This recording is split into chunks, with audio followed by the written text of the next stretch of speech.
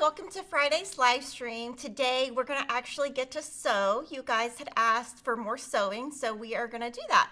So I thought I would take a project that I started, like the idea came about last year, and talk about how when I got in my sewing room, how I changed that idea and how, you know, how to just kind of go with the flow with your ideas in your sewing room. And we have some exciting stuff in the what's new section. One thing in particular is super exciting, so you're going to want to look at that and, you know, wait for that. But today we're going to be talking about foundation paper, and I'm going to give you the tips that I use. And with foundation paper, what I would say is everyone does it a different way. You know, Violet Craft has a lot of foundation paper, and she does it different than I do. So, you know, make sure you check out a lot of people's videos to see which method you like the best. So let's talk about what we're doing today. So every year, Jocelyn designs a free scrap quilt. So this is the Star Climber quilt. This is the 2025 scrap quilt. And it uses the Courthouse step paper and the woven star paper. So it's a free pattern, but you do need the pads of paper to make it.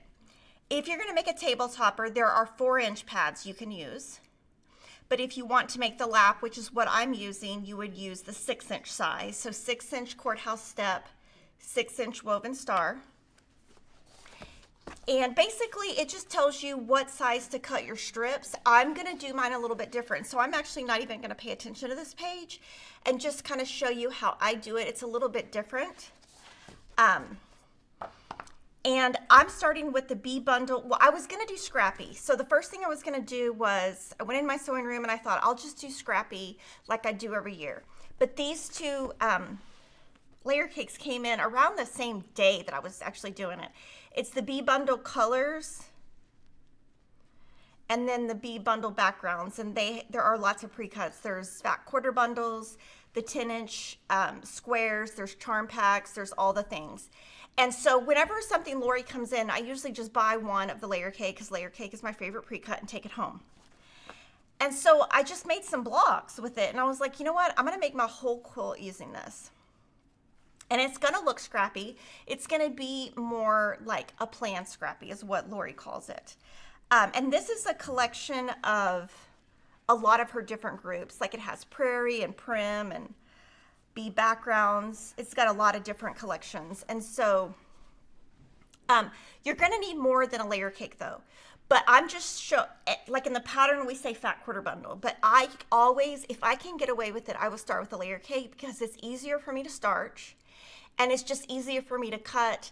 So that's what I'm using. Now this is my second one because I think my estimation is that I'm going to need 2 print and 2 background to make the whole thing. I might need a little bit more, but if I do, I'll probably just grab from my scrap bin because I have a ton of Lori fabric.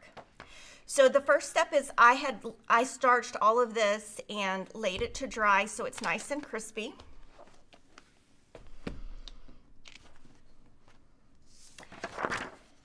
And so far I have made 8 of these and 7 of these. And you can see I put B bundle fabrics because I was thinking I might do, you know, several different collections, but then since I made it, I thought, you know what, let me just use that. So I'll show you the blocks I've made so far. And I'm going to talk a lot about, you know, just foundation paper piecing and how I do it. I wouldn't say it's the right or the wrong way. It's just the way I do it. And I tried to do color placement, you know, this is kind of a little too much red in one, but when it's all together, it'll look good. I used to overthink every single block, and then I realized in the end that, you know, in the end it's, now I starched all of these layer cakes. The 2 that you saw are not starched yet. So these aren't starched. I'm going to show you my starched fabric in a little bit so you can see kind of how I started with it. And these are my favorite. This is my favorite type of, this is my favorite paper right now, the woven star. So what I did decide to do is I wanted to tone it down. If you used Scrappy throughout the whole thing, I thought it would look messy. So I did do 1 background per block. So each of my blocks, if you look at them, have a different background. Some are busier. So that's kind of how I toned it down, because if it would have been all the same background everywhere, I think that would have been crazy. So I'm going to show you how I picked and chose my fabric. So the first thing is, here are my starched fabrics. And you can tell they're starched because they're nice and crisp. So the first thing I do is I go through and take anything out that I don't like. For my layer cakes, I put them on a drying rack and put them in a bathtub and lay them over, and you can tell that's probably where the thing was, because it's got a crease. So I'm not a fan of purple, so I took the purple out, and I think this would be way too busy. So I'm not going to throw them out. I'm just going to not use them in this quilt. So I put those to the side. And then, like I said, I'm not a purple fan, so I took the purples out. And then I thought, you know, I don't want the browns either. So these are all fabrics that I'm just going to save for something else. I'm not saying they wouldn't be beautiful on the blocks. It's just my preference. So I took those out. The woven star, we're only providing in the paper. It's very complicated to make. If you wanted to make it, you know, this would be a flying geese. It would be really hard to do and too complicated and have too many creases and look ugly. So we're just working on the paper today. I do, before I do anything, after I starch it, I press everything. So I'll take each piece, put it down, press, and I just make a big stack. So I have a lot of backgrounds left because when I'm making the block, I just pick one. So I like this one today. Okay, so if you're not familiar with foundation paper, what I would say is for sure have some type of glue. You could use the Elmer's glue if you have that at home. I use the Soline glue. And I love the Add a Quarter, the one that, I like the pink one because it has a paper edge right here. And I'll show you how you use it. And then this is optional, but this is something that I use at my sewing machine quite a bit. So these are kind of the things I think you need to have a successful experience with the paper. Okay, so the first thing we're going to do today is we're going to take this step by step. And this is exactly what I did at home. So I did everything in batches. So the first thing is, let's just do Courthouse step to begin with, because there's no reason to do 2 blocks at one time. So in your paper, it tells you exactly what to cut. And that is all right here. But to me, that's just too much, subcutting. And you're going to understand what I mean in a second. So basically, I took all of these layer cakes. These are the ones that I'm using. And these are all 1.5 inch strips. So I'm gonna do 1 3/4 because that way if I make a mistake, I can fudge it. So what I'm gonna do to make the best use of it is, this is my straight edge. I'm gonna put these right here. The best thing about foundation paper is you don't have to cut it exactly because you're gonna be trimming down. Now on something like this, I did make sure my first cut was straight on that line. This one's not straight. And since it doesn't have to be exact, I'll probably lay out like 8 or so. It doesn't have to be exact.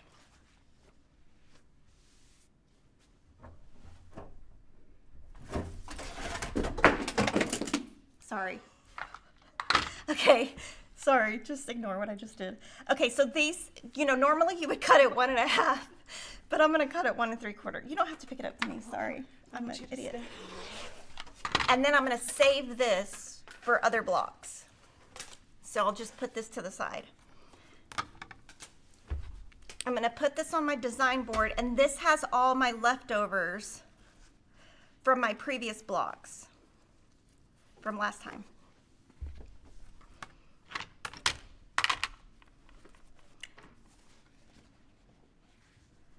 And then some of them I've cut into twice. And you could do 1.5 if you wanted to. You can, you know.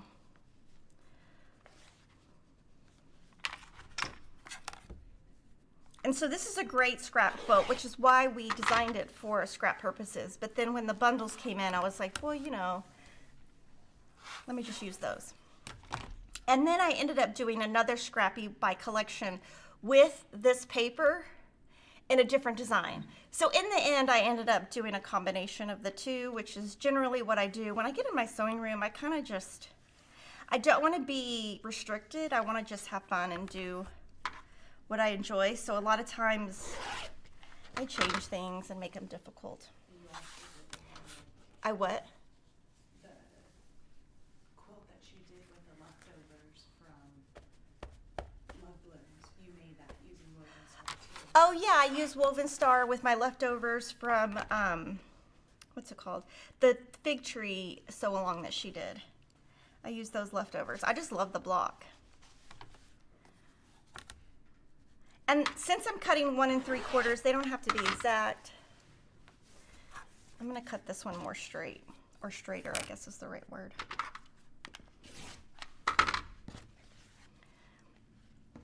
Okay, so you can see this is what I have left.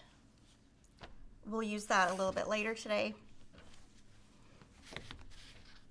So my design board, I don't put them in any order, I just put them on there. They're all kinds of random colors. Then what I'm gonna do is also, I'm gonna take one of my backgrounds and I'm gonna cut a couple of 1 3/4 inch strips. I don't remember exactly how many I used per block, so I'm just gonna cut all of them. That way we have them. And you can see I'm not subcutting anything down into little small sizes because doing it this way, I'm gonna get the most use of all my fabric.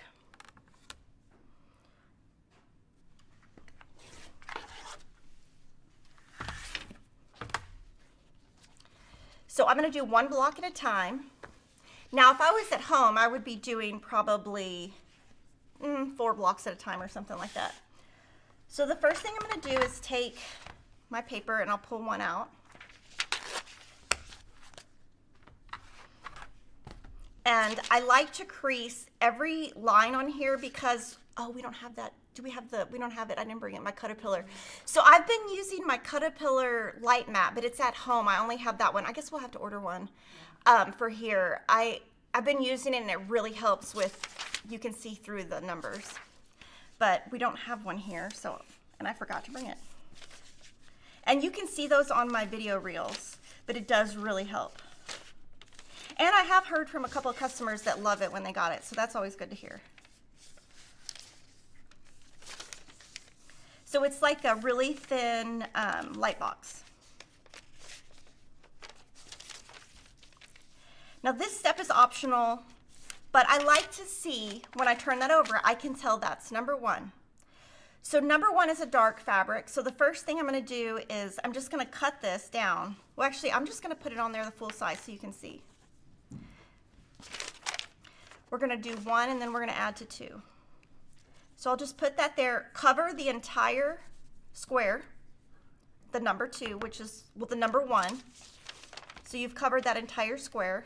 We're gonna add to number 2, so that's already a 1/4 inch. And that's gonna be your light.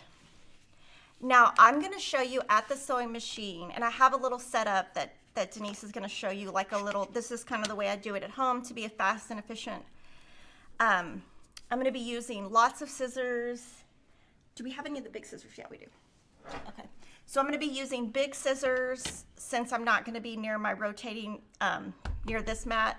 And I'm gonna make this whole thing at my sewing machine with my iron, and then we'll come back and talk about the next one. And you can ask questions. I'll be able to see the questions. So the first thing is, anytime you're using this foundation paper, you want to use a small stitch length. So I put mine at like a 1.2. So I've got my fabric 1 covered with a dark. My fabric 2 is a light. So I'm just going to put this, I just need a little bit. So I'm just going to chop this off. Put that on the number 2. So right sides together.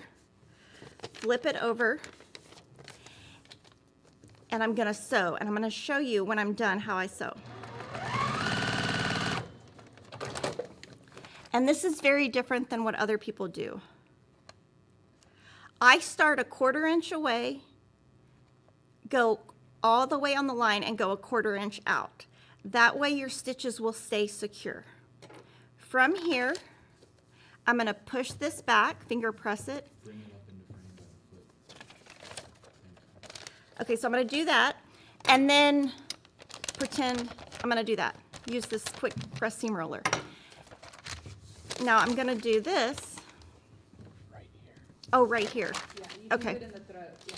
Okay, well, let me go back to this table over here. I said I wasn't, but now I am. I forgot I have to do this. So let me go here to number 3, trim this. Now this goes back on my thing because I'm gonna use every little bit of this that I can. So it'll go back into my stack of all these little small ones. And then I need another light one, so I'm just gonna chop one off with my scissors. Add that. And so.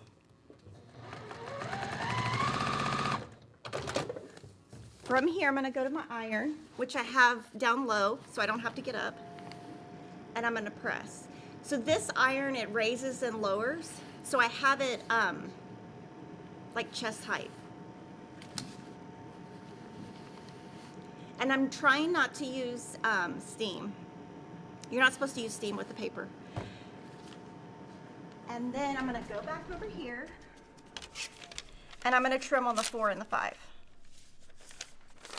And a lot of times I talk to myself when I'm doing this because then I remember, okay, I did 1, 2, 3, now I'm going to 4, 5.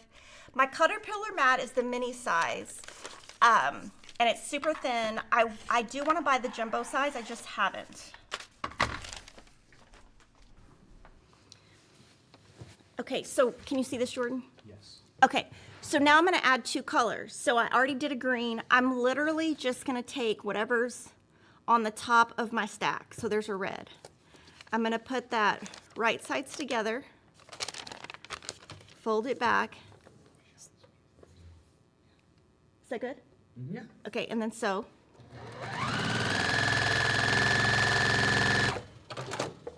And then I'm gonna use these scissors and clip this off.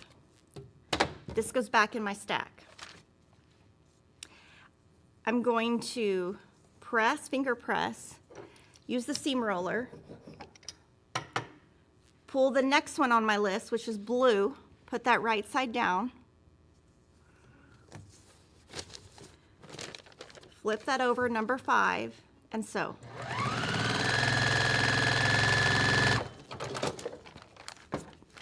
Chop this off, put that back in my stack, and iron.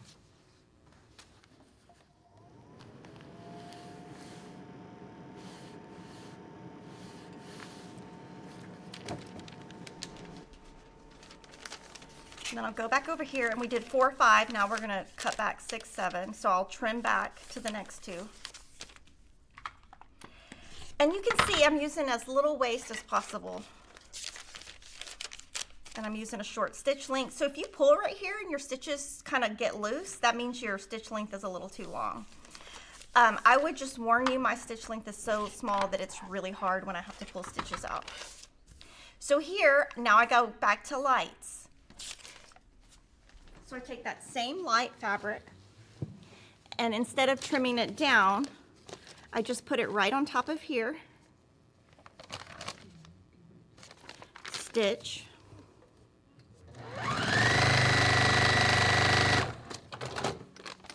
use the quick press seam roller,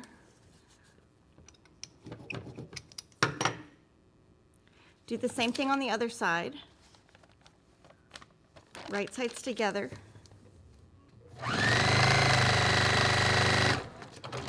and then I just use fabric scissors to cut these off. You could use a rotary, it just takes longer, and then these go back in my stack. Even the small one will work for another block. And then iron.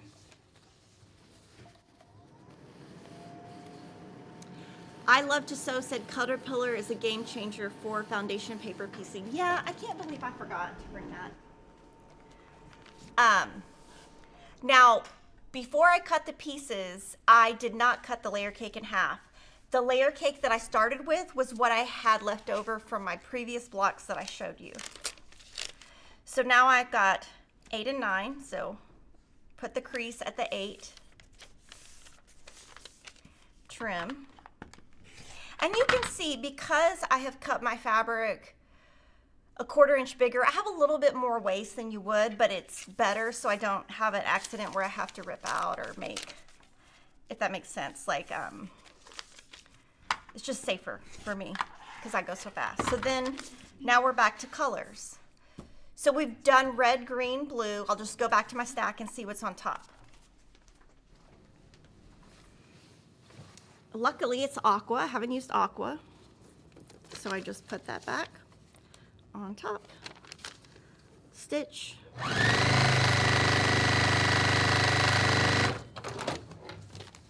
Trim this off. Add it to my stack. And then I've got a red. I probably don't want to do a red, so I'll just move to the next one underneath that, which is yellow. Put that right sides together, stitch.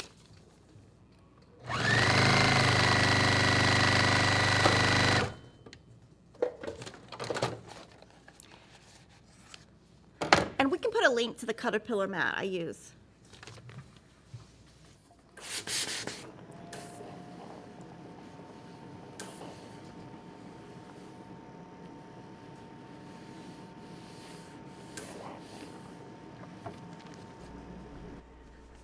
Okay, so Chris says she's using the smallest stitch length, but I still rip stitches with the paper. Should I back stitch? So I think if you try doing this little crease thing right here and just pulling it back, and maybe, you know what, try a size 90 needle. A size 90 needle is the sharpest. That's what I use on these. I should have mentioned that.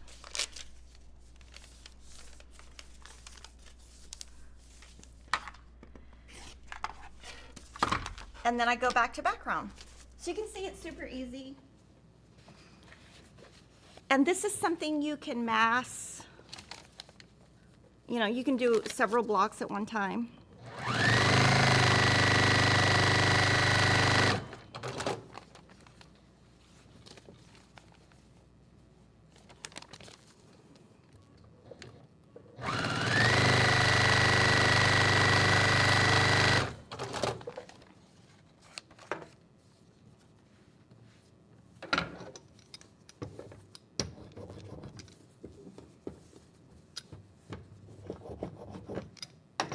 Then I'm gonna press. I like to do the press with the iron just so it's nice and flat before I add that next piece.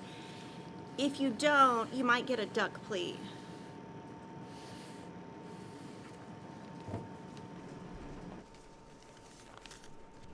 And then I'm gonna do that same thing.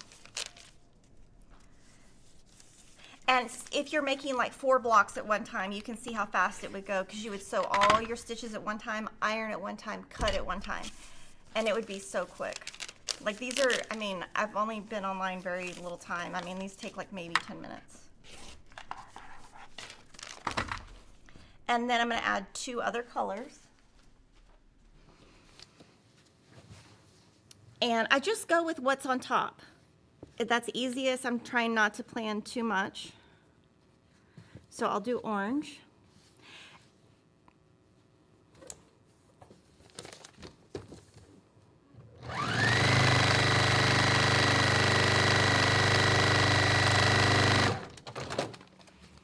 And then I've got a green. I think it's fine to have another green.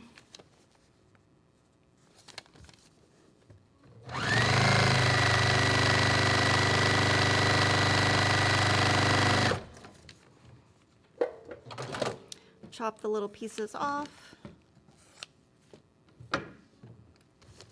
Iron, and I'll show you how to subcut.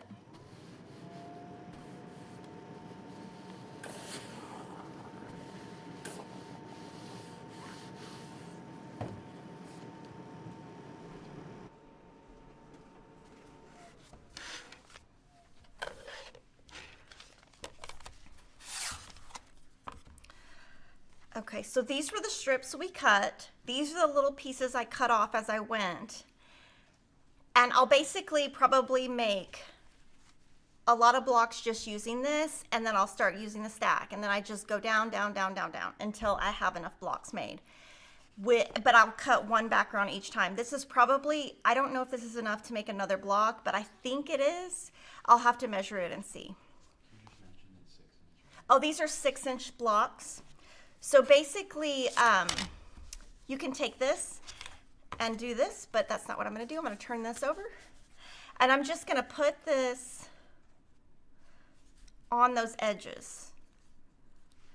And I like to use the 6.5-inch square ruler because then it's gonna come out exactly 6.5. It's just easier. So you can cut 2 sides, rotate, cut 2 sides. And these mats are coming back in stock. Now I'm going to show you how to pull the paper. I have a mess over here. Hold on. Now to pull the paper, I don't just yank it. What I do is I crease it back and it's going to come right off. And if you crease it, you're not going to have those leftover pieces. Crease it. Any idea for the new Notion sewing box? I don't know what that is. Yeah, I don't know what that is.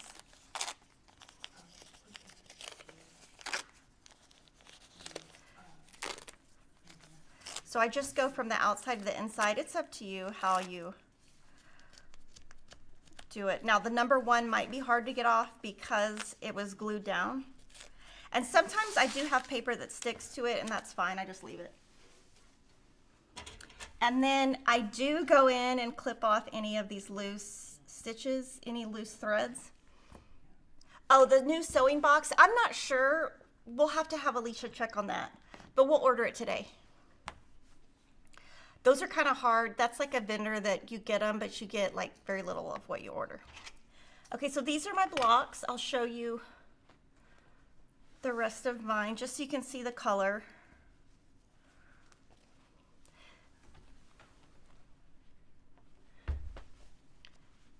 So from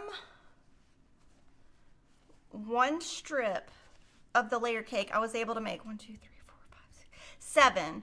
So with the second strip that I just cut, I'll be able to make at least 7 more.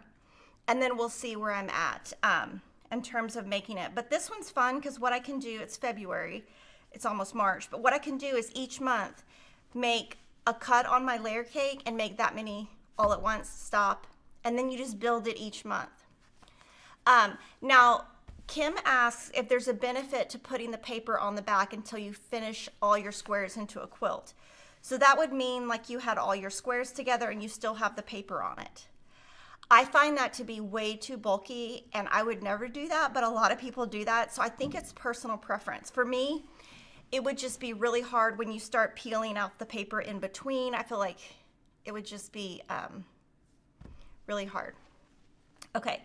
So, you know, stitch length short, glue, and add a quarter. The yellow one I don't prefer because this thing is not as thick or skinny. And then you can use dark or light anywhere in the block. So you could do all of these light, all of these, you can do whatever you want. This whole block could be light. But if you look on the back of here, this is the layout if you just put all your blocks together, if you want like a quilt diagram layout. But if you go here, it says your darks are 1, 4, 5, 8, 9, 12, 13. So you can follow that. That's how this is shaded. And then your lights are 2, 3, 6, 7, 9, 10, which is this way. So you just kind of follow this. The starch that I use is, it's down there. Oh, I found it. This is what I use. It's from H-E-B, Walmart. It's like Randall's. It's just at the grocery store. We don't sell it. We do sell a gallon of Faultless, but it is not as starchy. It doesn't leave the fabrics crisp, and I'm all about my fabrics being crisp. This rotating mat right here is going to be in stock soon. This one is the 12-inch size. There's going to be, are these all down here? Not the new one. The new one's not down here, but these are the original sizes the 6 and the 12. There's a new size that's in between that's a medium, and we don't have it here because it's our prototype. But these will come in a couple of months. My seam roller is made by It's So Emma. It's actually a Lori Holt seam roller. It's basically an old, if you go to like an antique store and you look for a wallpaper roller, these were rollers you used to put wallpaper on the wall, like to get the glue flat. So it's basically that. Okay, so now we have done that. I'm gonna leave that on this board. I'm gonna get a new board, and we're gonna work on the next ones. So that would be the woven stars. Okay, so let's talk about why I'm doing it in paper. When you do the woven star like this, you don't use very much fabric. You've got one fabric, so on and so forth. If you use not paper, you would have a fabric, a fabric, a fabric, a fabric, and actually another fabric. So this would be 1, 2, 3 pieces, and it would be chopped up. This is really pretty. Now I'm gonna show you how to make this the Kimberly way, which is actually pretty easy. This one actually goes a little bit quicker than the other because the pieces are bigger. So the first thing I'm gonna do is pull one page out. Now these pages are much bigger because you cut them down, so your pad is actually like 8 inches or so. So the first thing I'm gonna do is cut this right on the line so I get these as accurate as I can for when I stack them together in a second. So just try to cut on the line as much as you can. I'm gonna put these 4 together. These don't have to be exact, especially with that caterpillar mat, but try to get them, and then you're just gonna put some creases between the lines.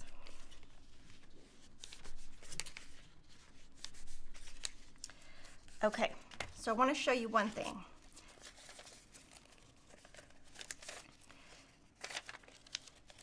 This is basically your block, except it's upside down. What I want to do is I'm going to be trimming outside the 4 and the 5 at the very end. So when I trim, I'm only going to be trimming these inside before I put the block together. So don't trim that outside. I'm not sure how the instructions are written, but that gives me grace and it gives me these perfect blocks. Okay, so now I'm going to look at my pad and see what it says. Okay, so I'm going to take a background fabric and let's see what it says.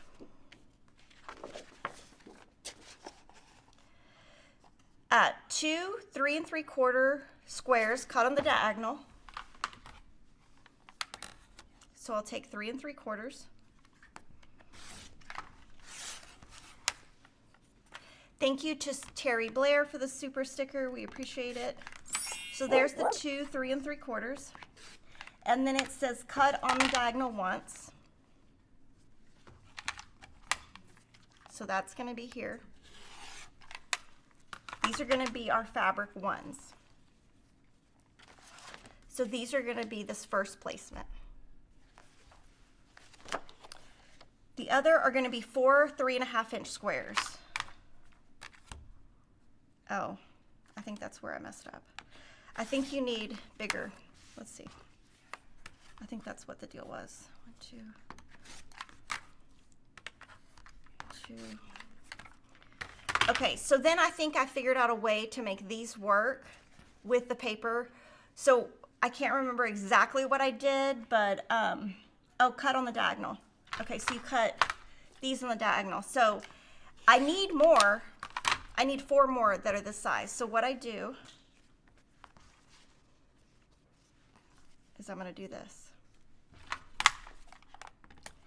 Because it's not exact, but it's close enough. So you've got 1 extra.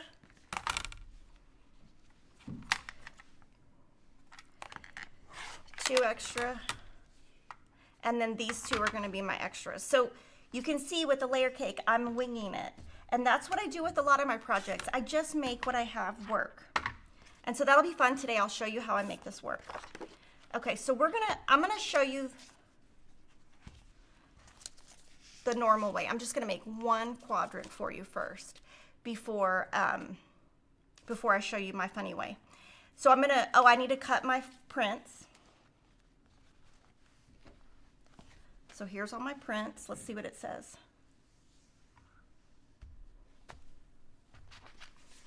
It says okay, so basically you need 2 1/4 inch by 3 inch or 2 1/4 inch by 4 inch rectangles. So what I'm gonna do,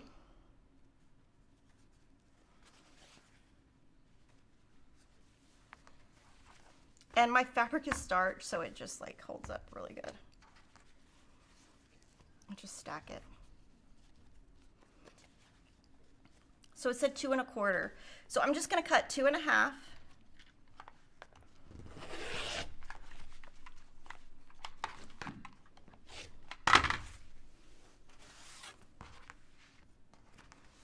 And then 2 1/2. That's a 1/4 inch bigger, but that's okay. I want to have that extra, so if I place it wrong. And I'm just throwing these away. This is not big enough. It's less than an inch. And then I'm going to cut these into 4 inch pieces. I'm going to cut them all into 4 inch. Now, some of them you only need 3 inch, but if you cut them bigger, it's fine. And if you, half of them you left 1 inch on, it's not going to make a big difference in your scrap bin. It's not going to. So actually, that's all I need cut is this. I've just got some 2 by 4 inch. Here's some 2 by 3. You can use either. So then I'll save this for the next round. Buzz everywhere. Okay. So this one's going to be a little bit different. I'm just going to use the big sizes because that's what I would do at home. Okay. So I'm going to start, this one you want to start all the ones with this triangle because these are not the same size. So I'm going to take these, and you can see where I creased the 1 inch, and you need this to go a 1/4 inch. So like here, and then you need to scoot it up a 1/4 inch and then make sure that it covers this paper. So I just glue, make sure it's big enough. Glue, try to do a 1/4 inch, and then you won't have to trim much. Now this one I do feel like you have to have glue because it's on the bias, and I do feel like in the sewing machine it kind of moves more than the other one because the other one's straight. Okay, so here, if I pull back to where the 2 is, I've got a 1/4 inch already. I don't have to trim that down. So I'm going to go to my sewing table, and I'm just going to go in order. In fact, we'll just go in opposite order. So I'll just put the 2 here. You want the 2 to line up about right here. And I'll just sew from here all the way past. But you want to make sure it goes all the way to this 1/4 inch over here.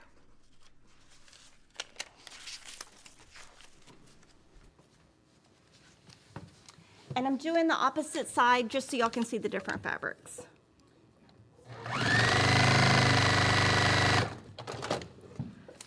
Okay, then you're going to press this.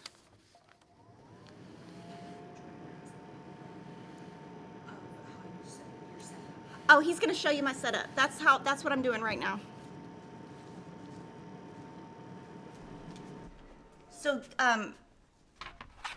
I'll just tell you that that thing is tricky to lower. Kevin one time broke it lowering it. Now I'm going to trim this back, and then I'm going to add a 3.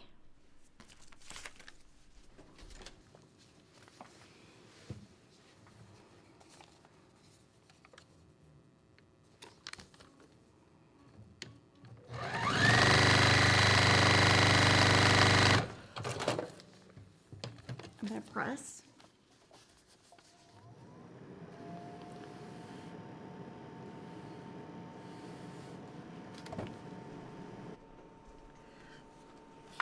Okay, so now you need to cut between the 4 and the 5. So what I'm going to do is pull this back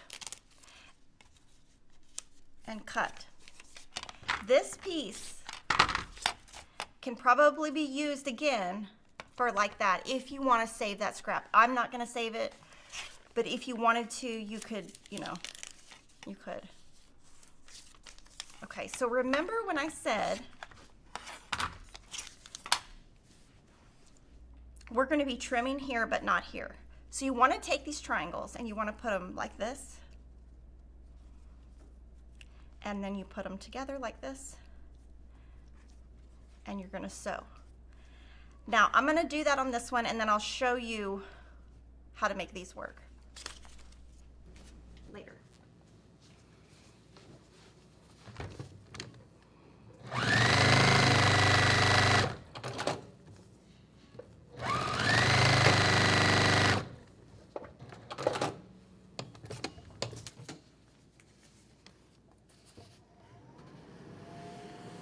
And I sewed, oh, I didn't sew it in, good. Thought I sewed it in. Okay, so here it's important to get a square ruler. I'm gonna use a little bit bigger than a 6.5. I'm gonna use a 7.5. I guess a 6.5, well, no, a 6.5 would work.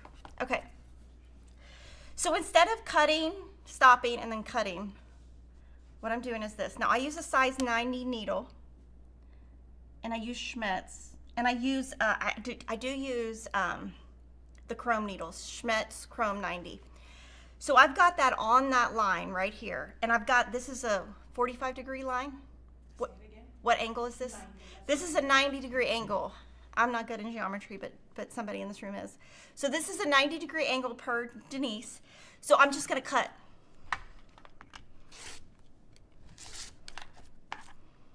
Okay, I'm not gonna cut this outside line.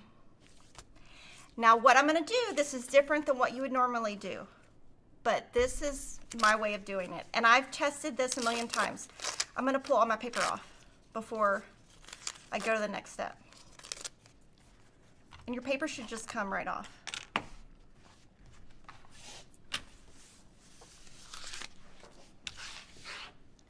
And then that is one of your pieces.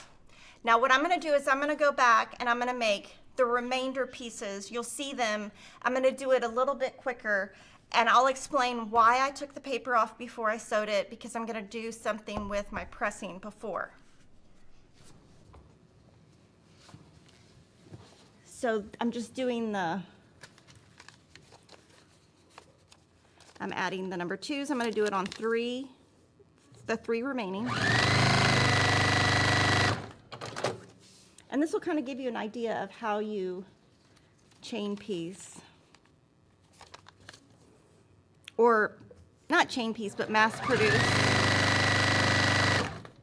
Whatever it was called when whatever Henry Ford did.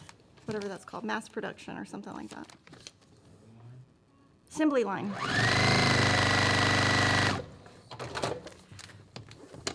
Okay, so then I will just turn my chair and press these. You want to put the iron right on that crease right here, because when you do that, you won't have a duck pleat.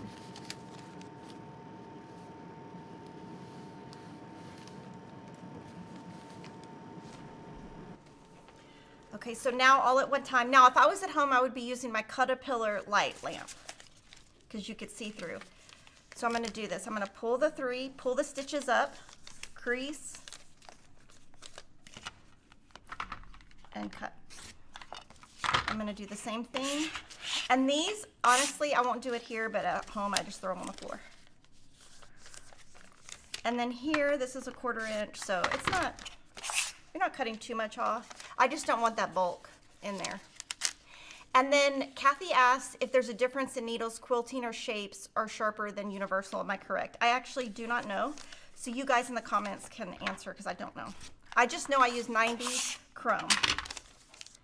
Okay, so now I'm gonna do that same thing. I'm gonna go and add 3. Nothing funny with my layer cakes or anything.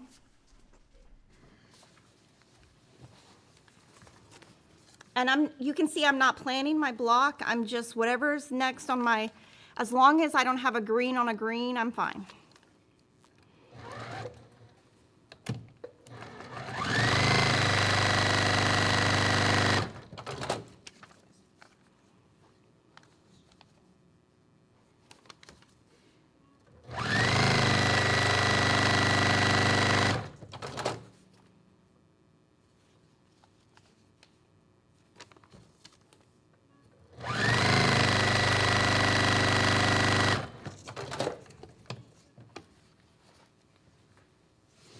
Okay, I'm gonna press these.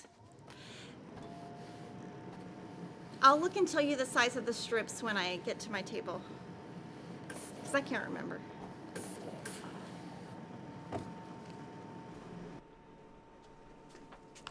So basically when I'm doing this paper, it doesn't matter whose paper it is, my paper, anybody's paper, I always go a 1/4 inch bigger because I can go fast. So it says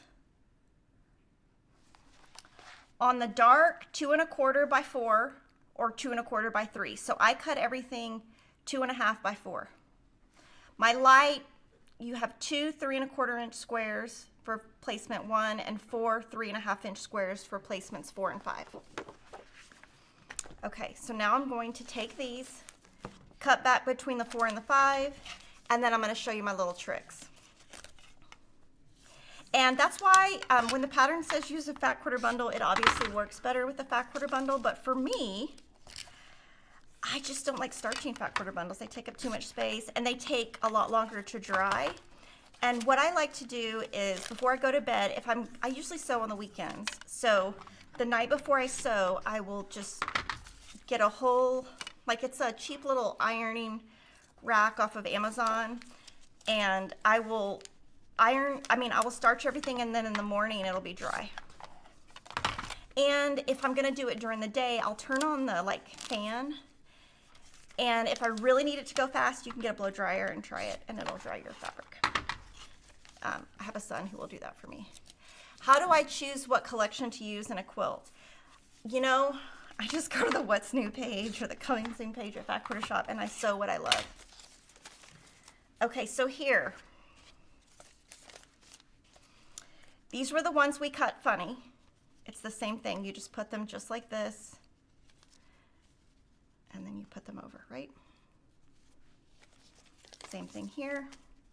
You put it here, over, here, over. Obviously, I'll need to move this before I cut on it. Like right here, I'll need to move that out of the way. So those are normal. I just cut them different. Now these, I just make sure it covers it. If I fold this back, will it cover? And it will. So it's not a triangle, but it'll work.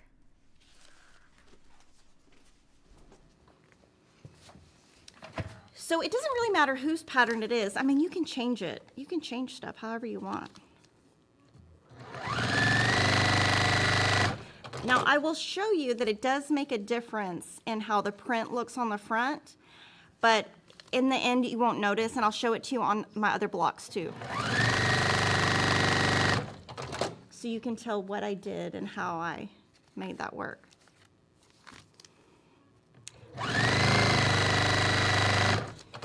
But what I like about this quilt is it's planned scrappy, which that's what Lori calls it. That's her word.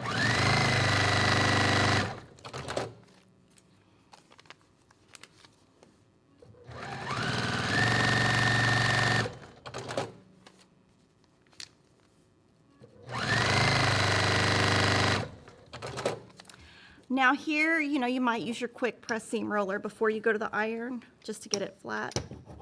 You can do that or not, up to you.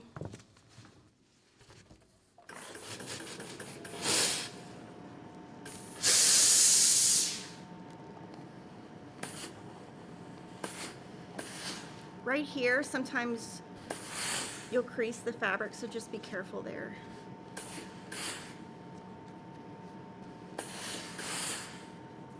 When I starch, do I spray the heck and drape it? Yes, I saturate it. I can show you. I'll show you on a piece. I'll take one for my layer cake. Oh, I need a towel, but I'll do it at the end if I don't forget. Okay, so here you can see this one, I'm a tiny bit off. But when by the time it's in the seam allowance, it'll be fine. Okay, so if it's not fine, I'll have to redo a piece, but you just put this on here.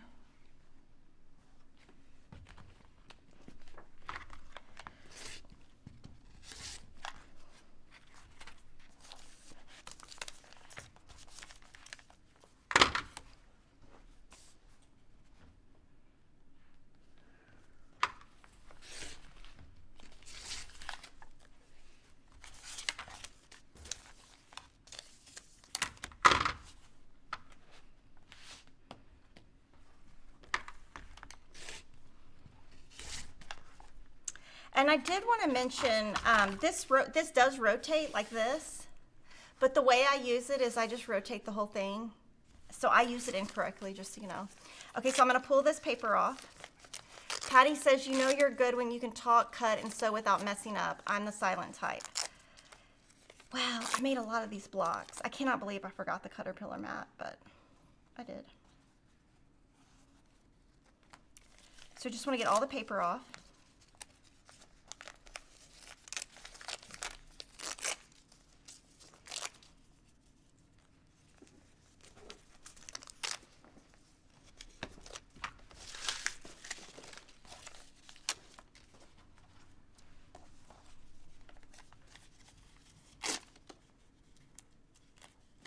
And actually my kids pull the paper off for me, so at home I don't even have to do this step.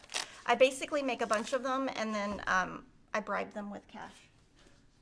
I know some of you think you shouldn't bribe your kids with cash, but in my house it works. And I'm all for whatever works in my house. Okay. So I just randomly put them on here. And that looks great to me, the way I bladed. I don't have to move anything, I don't have anything touching. So to me, that's fine. But if you put these right sides together right here, both of these are pressed the same direction. So I'm going to turn these upside down and show you what to do. Now, you don't have to do it this way.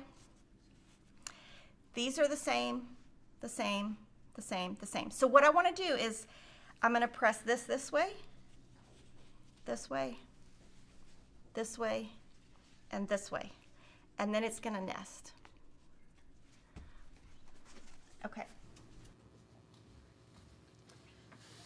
So on the left, right here, that's the only one I'm going to press. And then I want to press it on the front too, because once the seam has gone one direction, it's hard for it to really go the other direction.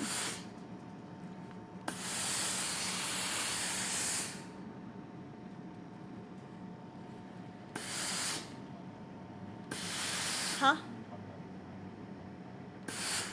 Oh, the iron. Okay, so this is a Laura Star Smart U iron, Smart U system, and I love it. It's super expensive. I apologize for that. But it raises. So down here, I don't know how you do it, but Jordan raised it for me.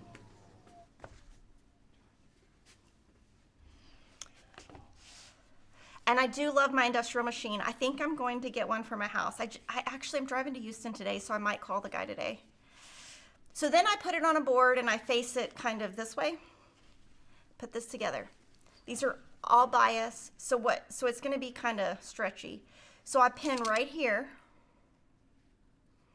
and then I'm going to go to this seam, and now my seams are going a different direction, and I'm going to butt them up to each other, and they'll nest. And then pin right here. Now, pinning is important, especially because this is bias and I don't have that foundation paper on there to follow the line. Now what I'll do, before I was using a foot that was open, I'm going to move to a 1/4 inch foot with a guide. And then I'm going to put this here. I'm going to pin. And then I'm going to pin here. 3 is kind of my magic number for pins. And what I'm going to do is I'm going to sew all the way across with a 1/4 inch seam. I'm going to leave that stitch in between there, and I'll show you how to press to get this nice and flat.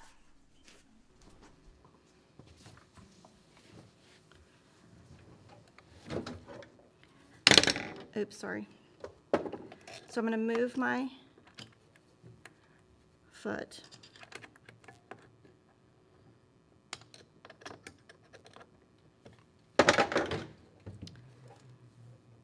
Feed this through. So I don't need my stitch length so small, so I'm going to turn it 1 knob because now I don't have paper.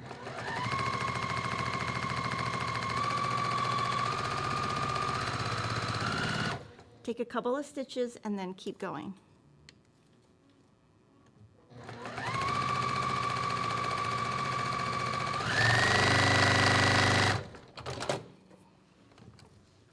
Then I'll go to my iron, press flat,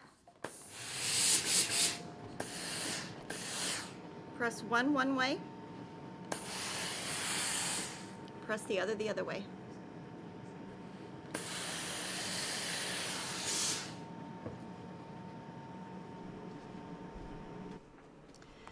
You want to go back here. I'm going to just leave that thread connected, put that together.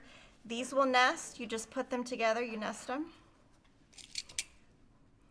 And I would recommend, if you're trying something like this, try it. You can try it different ways. You can watch lots of different videos on YouTube about how you foundation paper piece. Use everybody's tips. Whatever works for you works.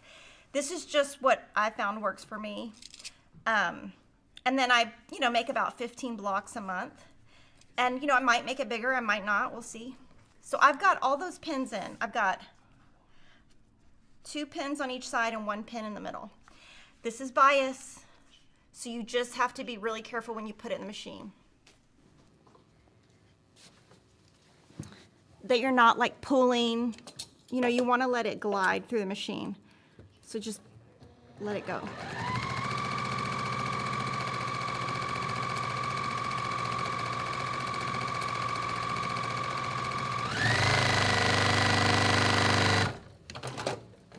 I'm going to press this flat.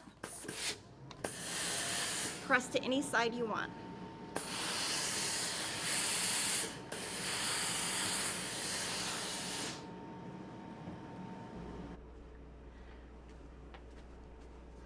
Okay, so you want that nice and flat. And then now you've got to cut it, right? But on the back you don't have the paper. So it's fine. Take a 6.5-inch square ruler. There's this line right here. So you put your line on either one of these.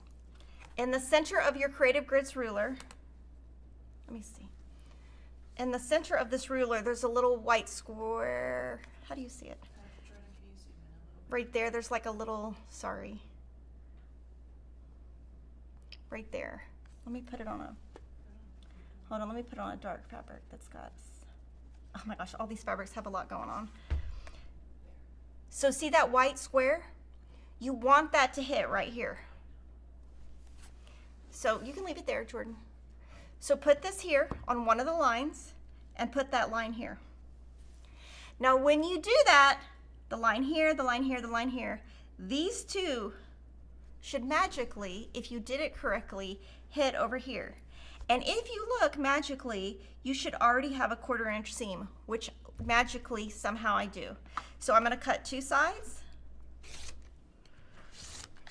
I'm going to rotate the Kimberly way because that's the way I like to rotate the mat. It drives Jordan crazy. And then you've got your block. Nothing else to do. What I want to show you now is how beautiful this looks when you start laying this out. I'm gonna lay out the blocks on the table, kind of. Yeah. Sorry. So I'm gonna kind of just give you a look of how. I just have to find my blocks. Kimberly. Oh, they're right here. Sorry.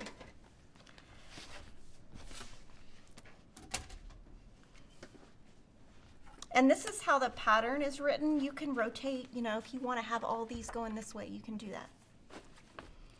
1, 2, 3, 4, 5, 6, 7, 8, 9, 1, 2. And then I'll just kind of go to the next row. So you're just alternating your Courthouse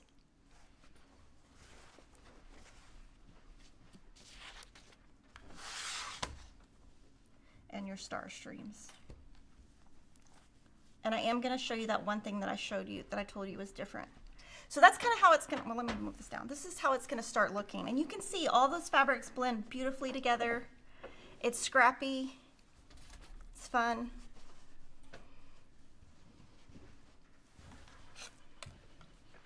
Does that look fine? Yeah. And then you'll just put them together. Okay, so now I want to show you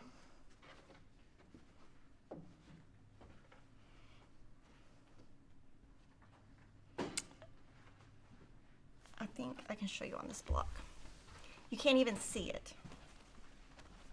It's almost impossible to see. Okay, Jordan's gonna zoom way in.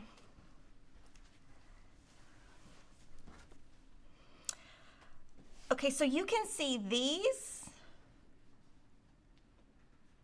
are on the diagonal.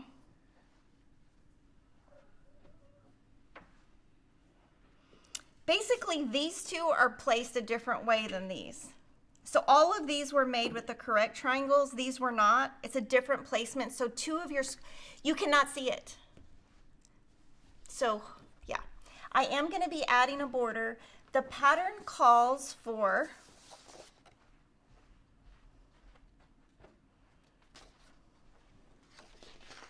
a 2-inch cut border. I do not like skinny borders. In fact, I detest skinny borders. So I will probably cut mine 4.5 inches, but one thing I'm planning to do is I might make mine wider or longer. Like I might make it much bigger than 58 inches. So I won't figure that out until later. And then once I figure out, you know, if I come up with an idea, I'll add my notes. And then I'll put over here, like as I add my blocks, and then that way I can keep track of how many I've made. Super easy, super fun. I did pick a binding and a backing, and if I change it, you know, I might change it. No, and I put no purples, no browns, no grays. That's all personal preference. But you can see this would look really good with 1930s fabric, 1800s fabric. Right now for Woven Star, we might do an 8-inch. We're working on that. 12-inch would be too big because the pad would be 15 inches.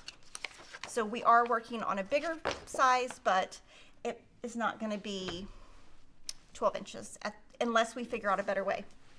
Okay, I'm going to show you how I starch. Okay, I take one of these, I just pull them out. Now this I learned from Lisa Bonjean at Primitive Gatherings about 15 years ago. So this is Lisa Bonjean's method. Take my starch. I think you can buy this online from like a wholesaler and you can get it cheaper, but I only use the one with the yellow lid. I don't like the one that, I like the original finish. The one that is heavy is too heavy and the one that's light is too light. Now I will say Adita came out with a new starch. I haven't tried it because I saw it on Checker's website, but I haven't tried it yet. So, so right here, now I'm gonna just, can you zoom in, you think? Okay, there you go, then you'll see it. Now this is exactly how I do it. I'm not gonna talk when I do it.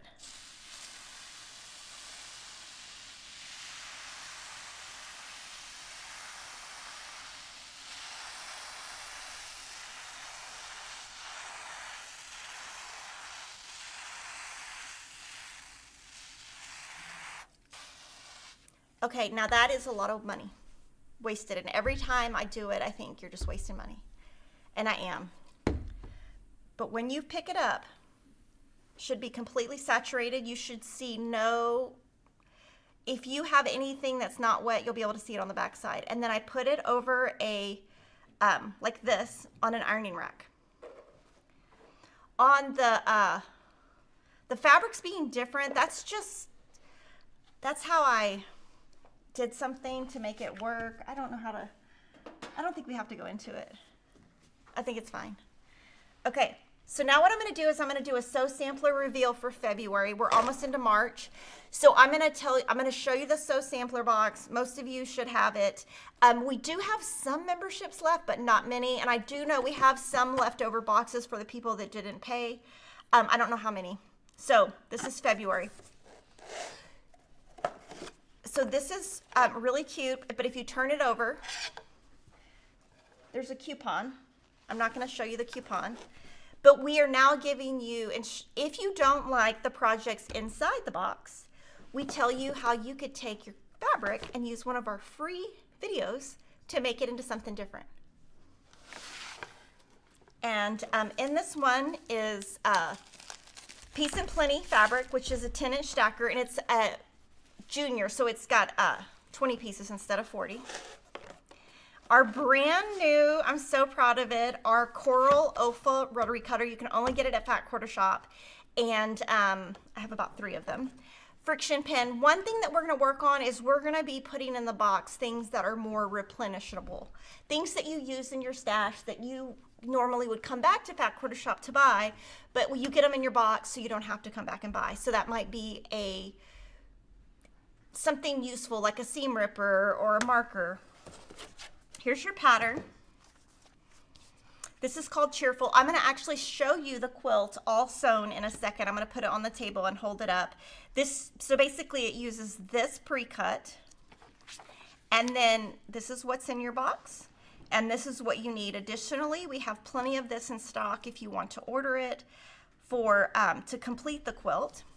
And then this is block 11 in our Peaceful Baskets. A lot of you have been making it. It's so pretty.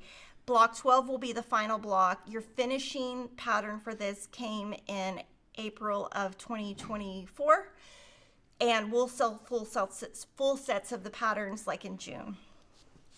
So this is layer cake friendly pattern. Also wanted to show you this. This always has tips on how you could use it.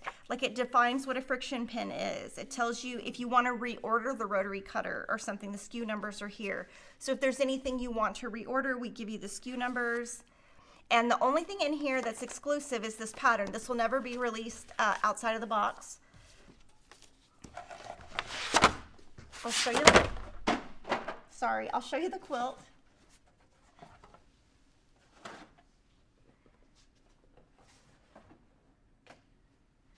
And then we'll put it on the table.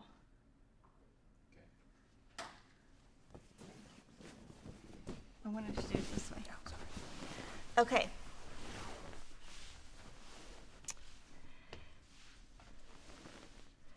Okay, so this is made using a layer cake, and these are flying geese. And this is a fun way. This is like a cat's cradle. And the finishing kit, if you want the finishing kit, it has the background, which is this, your border for width of fabric, and then a binding here. And we did a light binding. You could do a dark binding if you wanted to. And then backing, you can choose any backing, but we use the sampler piece on the back, and we have been selling a lot of this. Yesterday we sold a lot of it. And I'll kind of move around the blocks so you can see them. So if you want to make yours exactly like we did, you could like take screenshots.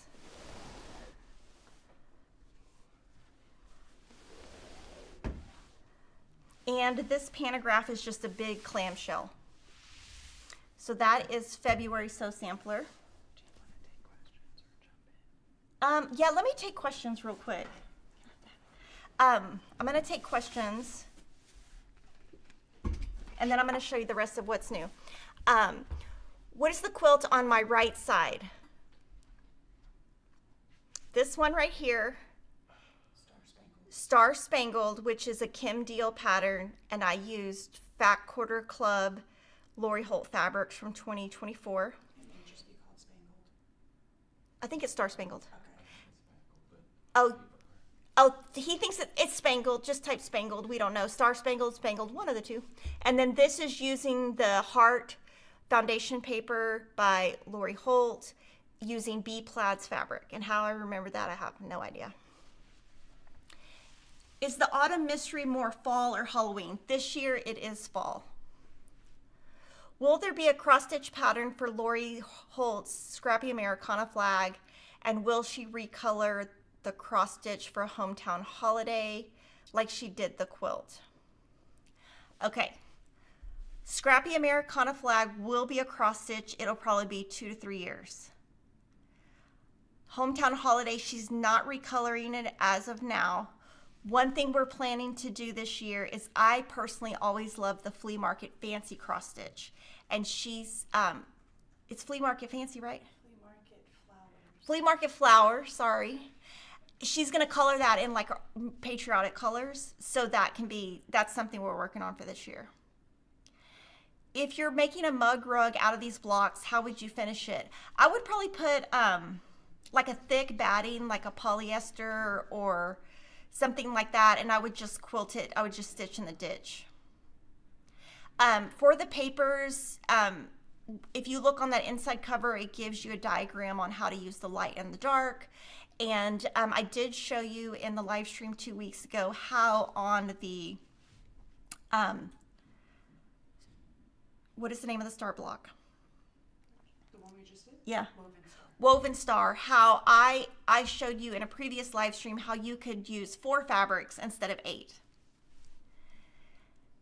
Is it possible to get a pattern included in the Modern Fat Quarter Club or QR code suggesting a pattern?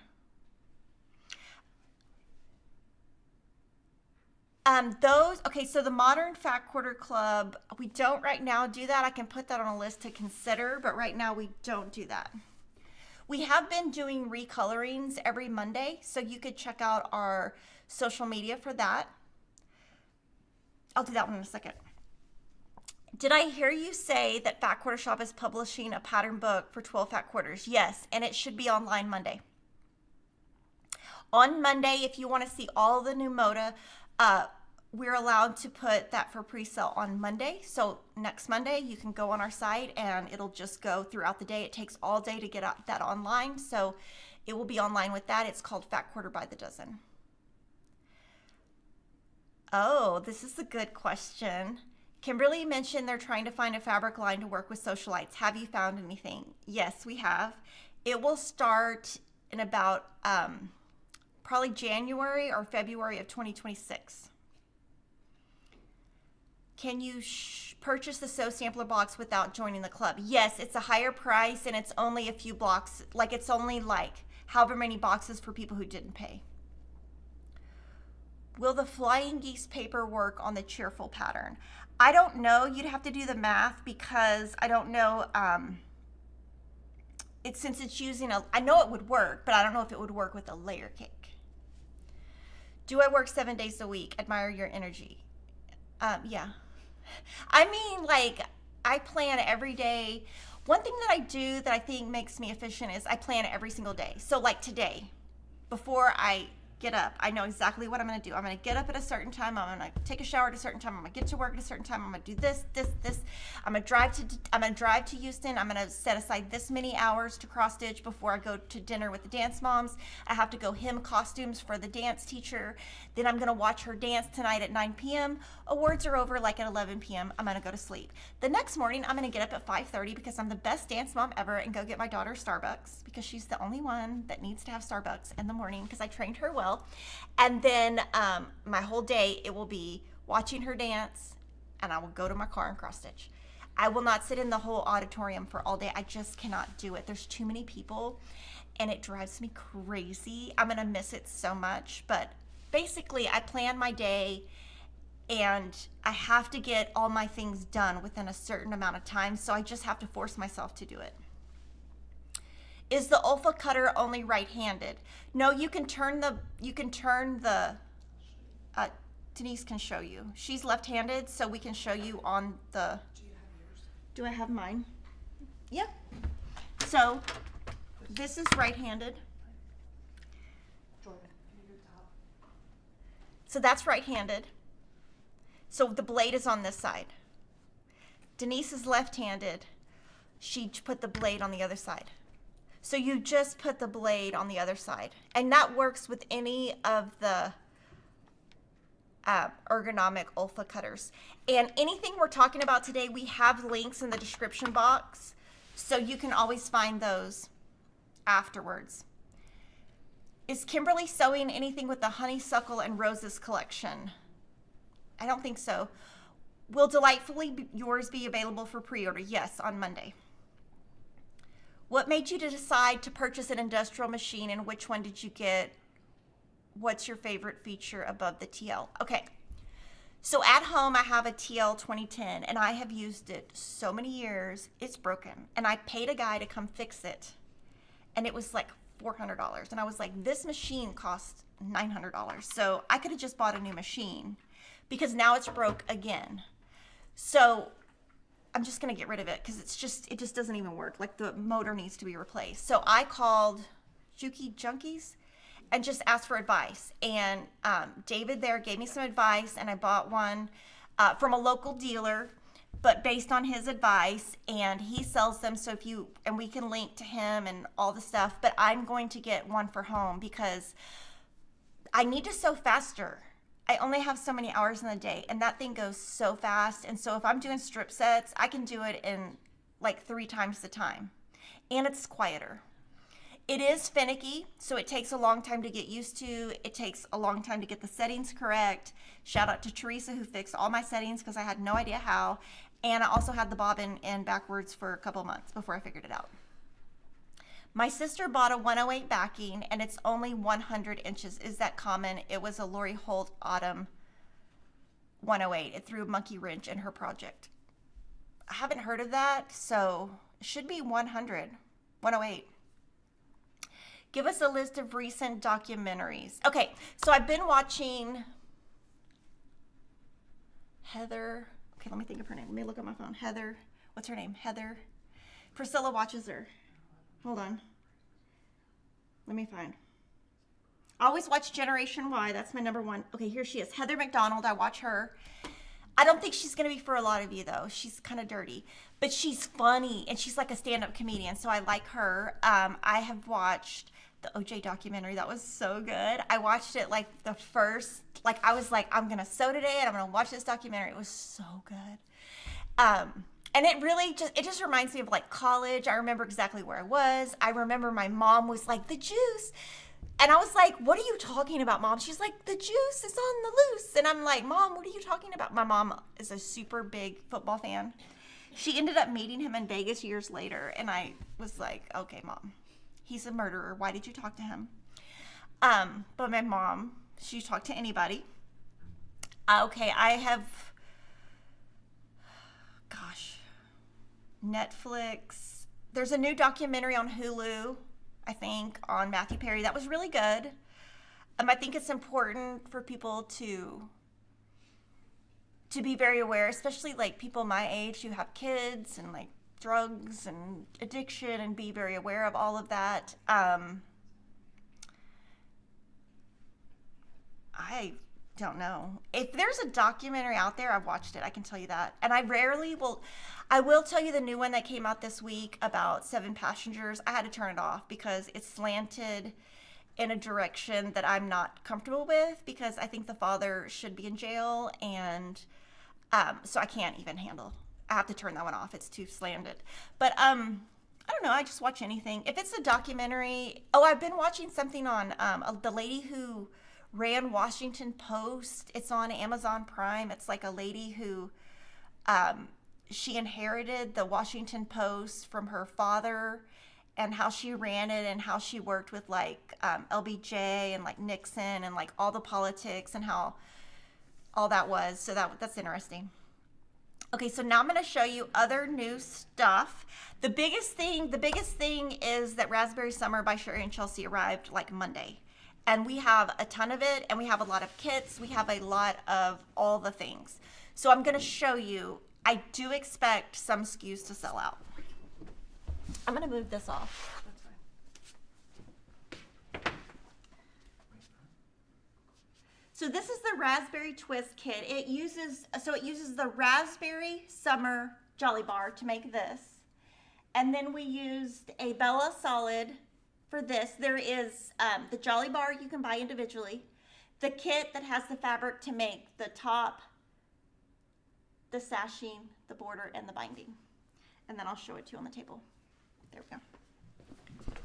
So it's super easy. It's basically super easy piecing, and then right here you just pin. Super easy. It's 42 by 52. It uses 1 Jolly Bar.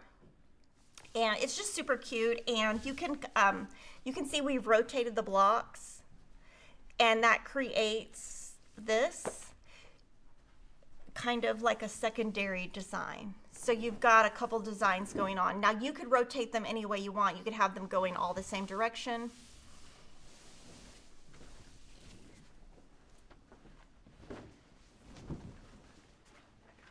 You got it? Okay.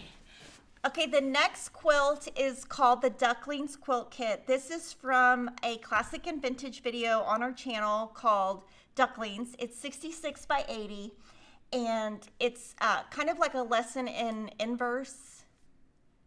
What do you call inverse and exverse? I don't know what you call it, but like you swap the darks and the lights. and it's 66 by 80. There's a video tutorial and a quilt kit. Can we show it now? Okay, yeah, we can put it on the table now. Wait till he moves it. Oh, he did move it. Sorry, I try to do it so that Denise doesn't show up on camera because she doesn't want to be on camera and I get confused on when the camera's been moved. Oh, Jordan said just show her. No, she would kill me.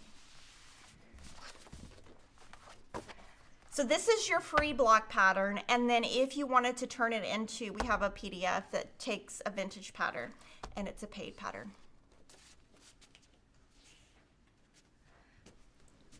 So again, ducklings. Now this next one is called Family Reunion. It's also by Raspberry Summer, Sherry and Chelsea. So we've done a lot of kits from Sherry and Chelsea. They're becoming like one of our top selling designers. And so the more a designer sells, the more kits we offer, because then that makes you as a customer happy because you have lots of choices. And you can see that we did, this one is in a darker fabric, some are in lighter. We try to kind of alternate that so we hit a look that you would like. This one is 56 by 56. It's a paid pattern. It's an Itzoema design. And we also have a quilt kit. So all the three that I just showed you all have quilt kits. Some are, you know, they're all different varieties of patterns. And then the backing on this one is fun. Now this one I think would look better if the binding was navy. If Jordan shows Denise on camera, he might not get supper tonight. Oh, that's funny. Oh my gosh, I don't know who wrote that, but that's funny. Okay, now I'm gonna show you, where's that 6.5? Oh, here it is. Okay, now I'm gonna show you Raspberry Summer. Now this is it might be the second time they've done a 60-inch wide. I hadn't seen this in person. So I actually asked to get this bolt so I could see it in person. Because I think, you know, when I saw it, it's a little swatch. So I'm assuming you could take like a 6.5-inch square ruler, which is this. Can you zoom in? Now, if you took a 6.5-inch ruler, it'll kind of make funniness. Just let it. Okay, that's good. If you put that there, if you took this white line on the Creative Grids ruler and you line it up on that Dresden and you cut it, you're gonna have it looks like a Dresden that's already done. So you could put this in the center of a block. You could put this in like any kind of pattern that has a 6-inch block setting. So like Lori Holt has some, Sherry McConnell has some, super cute. Now you'd have to fussy cut. So like this one, let me see. I think you would have to go every other one. I don't think you'd have to cut here and here. I think you would lose one unless you did 6 inches or something. So this is available by the yard. It is 60 inches wide. It's a really good quality. It's the same as, I mean, it's just as nice as the 44-inch wide. Now we have Raspberry Summer in all of the items, you know, pre-cuts. We do have this by the bolt and by the yard. And this one is,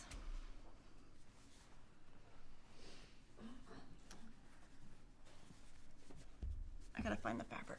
It's basically this fabric, white on white. Okay, so I'm gonna do this. I'm gonna layer them.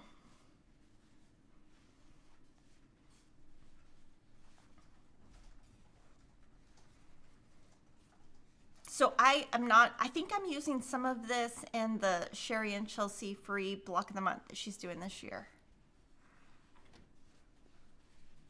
Without my little cheat sheet book here. A lot of times I have to look through my little cheat sheet book to see what I'm doing. And I love the pink. And if you want to watch Sherry and Chelsea this morning, they show on that video the Delightfully Yours collection that will be coming in a couple of months. We have our MODA meeting on Monday, so I'll be ordering it on Monday.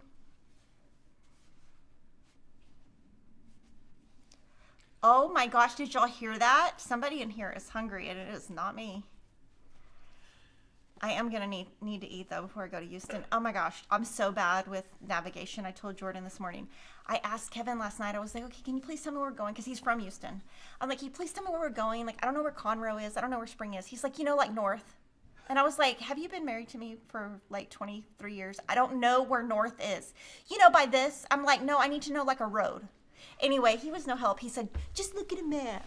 And I was like, okay, well, I don't think you've met me before. Because I have no sense of direction. Okay, the next quilt is the Amish Star table topper. This uses the Unity collection by Howard Marcus. Howard Marcus is actually Mark Dunn, the owner of Moda Fabrics, and this is a classic and vintage series. If you watch that video, it's really fun because we show you the actual antique quilt that we bought years ago at Quilt Market, and we based it on that. Proceeds from the sale of this for Moda go to a food organization for homeless. I can't think of the name of it right now, but this is a classic and vintage series, so free block pattern. What? Collections for a Cause is what they call it, but there's always a different charity with each collection for a cause, and I can't think of which one it is. I think it might be feeding the homeless. And then I'll show you the collection. I'll do that same thing. And I think some of you are using this collection for, Lisa Bonjean is having a sew along right now, so we have the fabric now if you're wanting to use that.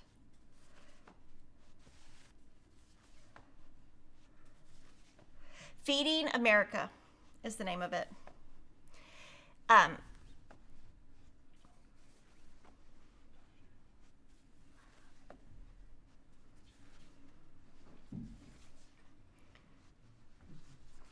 It's really fun looking at this with it like on top of the fabric because when it's cut up, it looks different. This one is 32 inches square and kind of fun just to do. Like this would be a cute, you could put this, if you have a square kitchen table, you could put it on point, or if you have a circle table and it could, you know, go over, it would even be a really pretty crib quilt if you wanted something traditional. So we have been getting a lot of new fabric. February and March are the 2 months. February, March, September, and October are when we get the most fabric. That's just how it works out by fabric company. So you'll see a lot on the What's New page. Unity, Howard Marcus. The next collection is by Allie Kay. She is a Moda designer that is from Dallas, Texas. And this is probably her 4th or 5th line. Her first couple of lines were just black and white fabrics, and now she's adding colors. So we have Botany by Allie Kay with half yard bundles, back quarter bundles, all the pre-cuts and yardage. Now this right here, if you want to see what the white on white is, I have to find it. It's basically this print.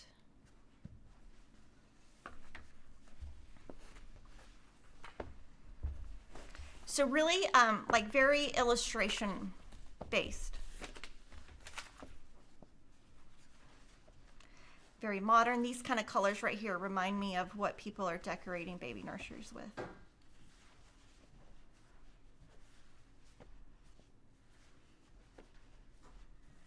So we have a ton of new fabric. Oh my gosh. And I've been having fun because I've been buying churn packs online to make more woven star for my other scrappy quilt that I'm making. I just have to actually be home to sew.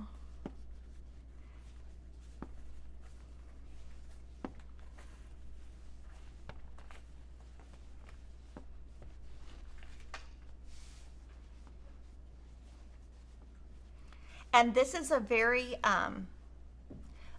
true black. And a lot of quilters, they like the black to be very black, and some quilters are super picky. They call it super black. That's what Michael Miller called it years ago. Well, that was like the name, super black. So this is, I would consider that super black, if you know what I'm talking about. Bee Garden is the new gingerbread collection.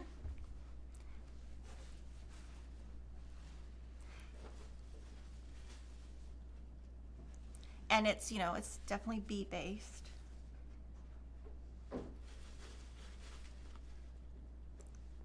And it does have, some of the prints have metallic, so this gold is metallic and this gold is metallic. Not all of them. The inside of the leaves is metallic here, but not here. So it's like scattered throughout, if that makes sense.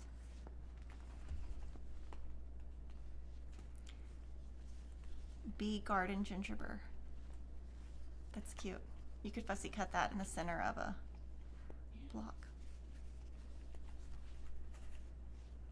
Little honeycombs. These are scary bees. My brother is allergic to bees, so I don't like to see bees. Or wasps, one of the two. I don't know, I just know that we had to go to the hospital for that.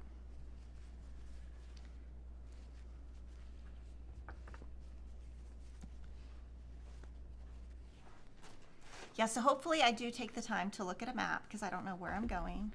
I get lost everywhere I go. And Emma gets so mad. She's like, Mom, can you just drive faster so we can get there? I'm like, because I'm lost. I'm like, no, I can't. And then this is one of the panels. It comes in two colors. The panel in the bundle is the darker. It's 23 inches wide.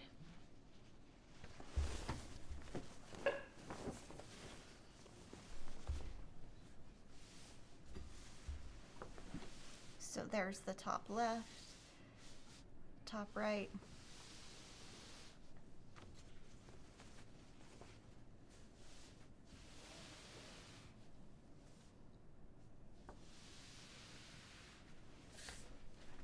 So that is Bee Gardens.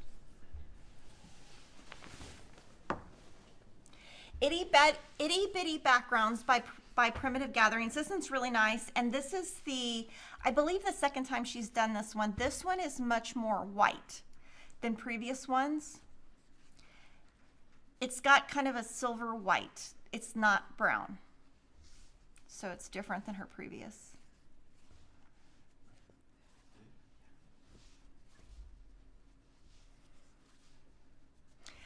There are some questions on shipping updates. I probably won't be able to answer those because off the top of my head, I don't know. I would email customer service, which is service@fatquartershop.com, and they can get you a more accurate answer than I would have.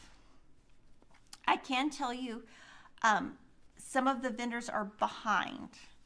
So some things that were February will be March. Some things that were March will be April. And this is a gray black. From far away, it kind of looks navy, but it's gray. It's kind of like a denim gray. So this is, you could use this for that background too, for the Primitive Gatherings free quilt along. Itty Bitty Backgrounds. Rashida Holman Hale is a designer for Ruby Star, and this is her Woodland Park collection. Very fun, very juvenile. Oops. And these are fat quarters. They just look like half yards.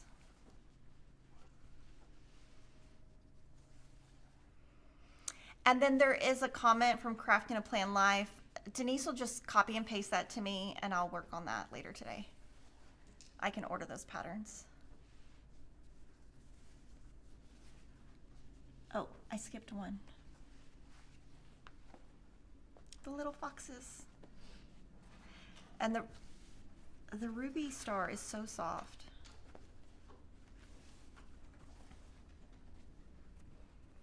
I haven't sewn with it.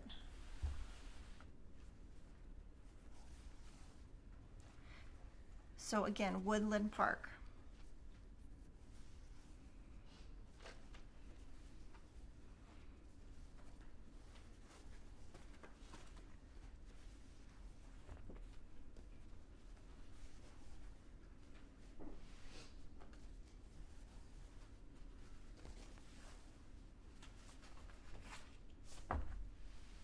So you can see the group as a whole. we have a So Colorful club that we started. It started about 3 years ago. And what we do is each month, Sarah picks colors that, so like each year, February is pink. Each year, January is whites, something like that. And so this is our February So Colorful Pink. So if you got this bundle, this is what you would have got. And it always has a mix of different manufacturers and different designers. So like this is a reproduction, probably by Betsy Chutchin. This is a Lori Holt. This is Tula Pink. This might be Sherry, these some Sherry and Chelsea prints. So we mix designers so that you could just build, you know, if you want to be in something that's a stash builder, the So Colorful Club is a good one. How do I remember all the fabric and bundle details? Just remember freeways and roads the same way you remember fabric details. Oh, you have never been in the car with me. I am a mess. I think it's called, I don't know, I'm not good at navigation. And I used to really think I was. And when we got married, he was like, oh my gosh. So he will not let me drive, ever. This is Goodnight Irene by Betsy Chutchin or Moda. The reason he won't let me drive is because, first of all, I drive too slow. And second of all, I always get lost. Like no matter what, I get lost. So this one has a lot of purple, pink, and green. It's a little bit brighter than Betsy's previous ones. Looks like Bee Garden Ivory Panel is sold out. Are you expecting more? Yes. Jordan will email me. If it's in stock at Moda, I'll order it today. Actually, we order 2 or 3 times a day, so it might already be ordered.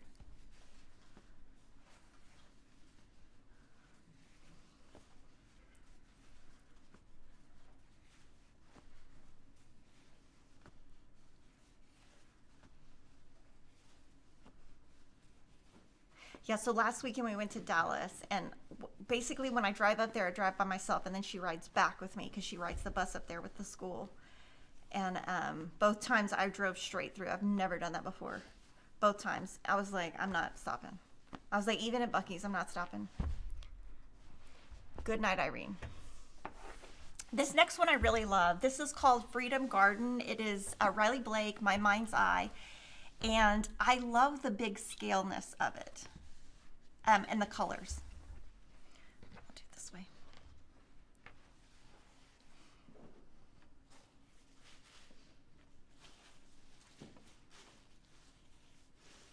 And I feel like just showing you the fabrics is fun. I mean, you know, I think it's just fun to look at fabrics.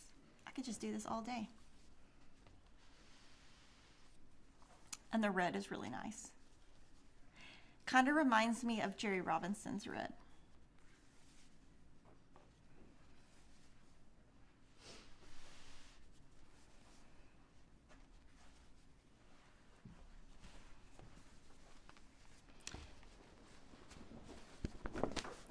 And this is a stripe that you can subcut.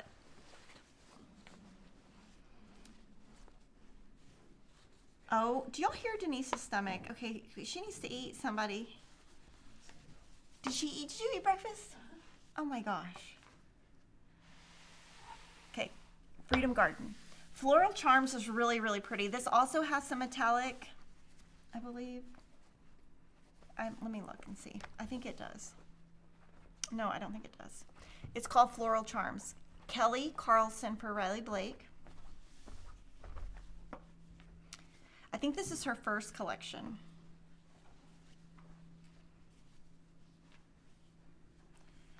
See, I thought that was metallic, but I don't think it is. This one's really, like this floral print, I'll show it to you in the... This will be the best-selling print from the whole thing.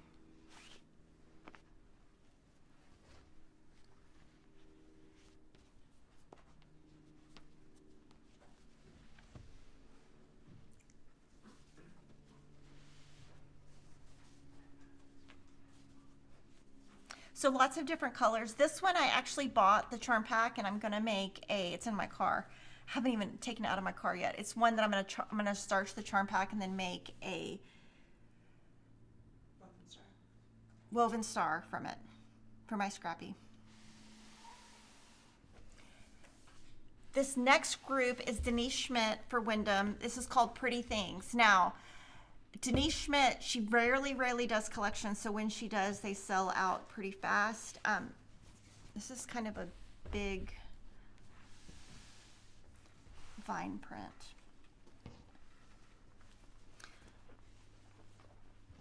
And so she's a designer with Wyndham.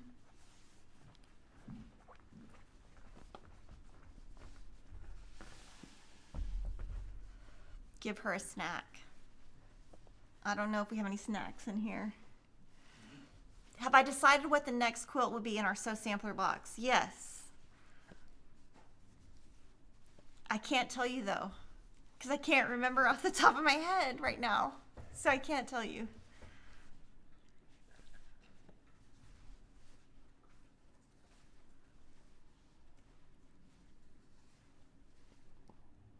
And these, you know, if you go back to Denise Schmidt fabrics from 10 years ago, these are the same colors you would get. So if you have like an old stash of Denise Schmidt fabric, it would blend well.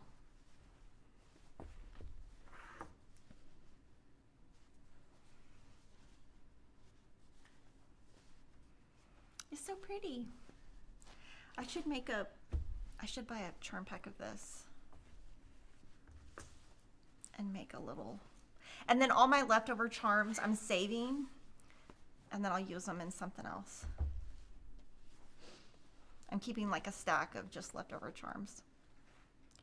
Pretty Things, Denise Schmidt. Renee Nanneman has been a designer for Andover for a long time, and her collections always have like a country look with a shabby chic. That's the way I would describe it. This is called Farmhouse. I might not be describing it exactly how it is, but it's kind of like a reproduction, but softer colors. But I don't know, it's just, they're always really pretty and soft. And I think they always have a good mix of light, medium, darks, which I think is important for fabric collections to have.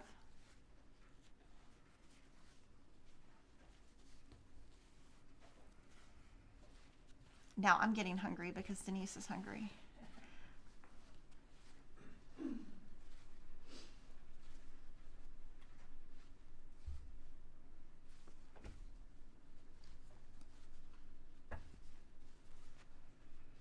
So Farmhouse, Andover Fabrics, Renee Nanneman.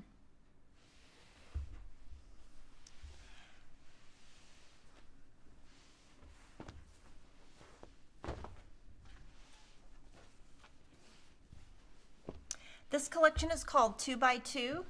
The theme is Noah's Ark. The designer is Leanne Anderson and Caitlin Kubler for Henry Glass. And she does, about once a year, she does a Noah's Ark collection in these same colors. This is a running stripe you could use.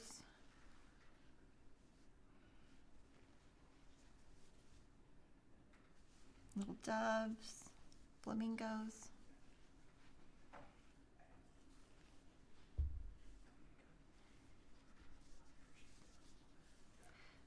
Okay, so 2x2, and then this is one of the panels from the collection. This is the panel that we put in the bundle. There is another book panel, I believe, that's not in the bundle. And so it's basically the Noah's Ark.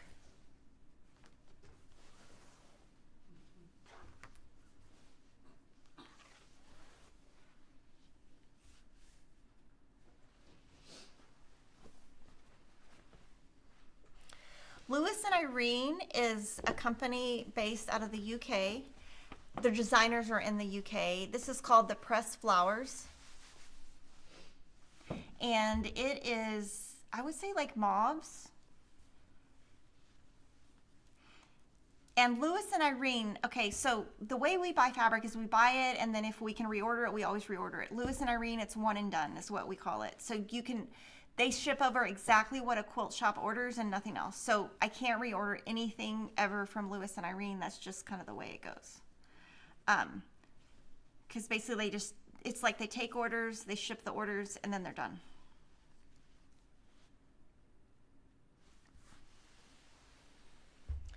We have a new boutique called Oceanic Adventures by Hoffman. And it's a range of greens, blues, and there's a hint of purple, but it's not primarily purple.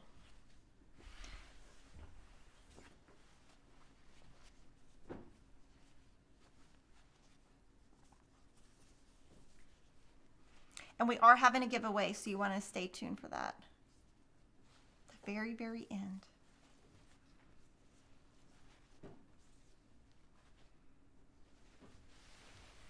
Marcus Fabrics is working with the Smithsonian Institution, and this is, I think, the first one we've bought. So they've done this for a couple of years, and this one is called Freedom Rings. And so they go to the, you know, basically the Smithsonian Fabric Archive and pick from it.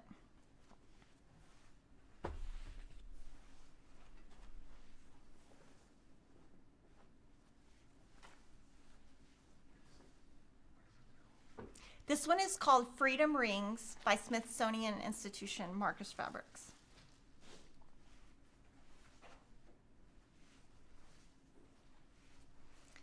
So I think we have something for everybody today. We've got modern, we've got reproduction, we've got floral, we've got all the things. And then also for batiks, we have a Timeless Treasures collection called USA Tonga Batiks. For batiks, we buy a lot of Timeless and a lot of Hoffman. Those are the two companies we buy the most batiks from. And so this has like fireworks. I'll open. And like the stars.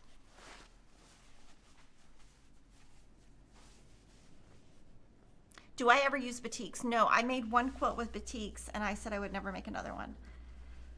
They're too stiff for me. And then this one's kind of like stripes. I don't love them. Sorry. I do buy them for all of you guys though. But yeah, I don't love them. I did make one quilt though. I don't know where that quilt is. Okay, so now we have some new patterns. Two new patterns from Lori Holt. These are used in the Americana collection. That will arrive. Riley Blake, when we talked to them yesterday, are expected to ship Americana mid-March. So that means we would get it towards the end of March since they're in Utah and we are in Texas. So these are published by It's So Emma, which is our company. And there's two patterns, Summer Picnic and Scrappy Americana Flag. We release the patterns in paper and PDF a month before the fabric comes out. That way stores have enough time to get their patterns when the fabric arrives, and the distributors have enough time to get the patterns to the stores. So Summer Picnic is this pattern. What I wanted to show you is in each one we give you exactly where to place the fabric in each star. So, you know, instead of a pattern that just has, you know, here's the fabric, you cut it and then you're done. We give you, meaning Lori, picked exactly where to put the fabric so that you could get the exact look of Lori's pattern. Fabric requirements are on the back, and this one has a scrappy binding. The next one by Lori is Scrappy Americana Flag. This one is so fun. We're going to be doing a quilt along with it, and I will be sewing along. So Jordan, can you zoom in? Party place.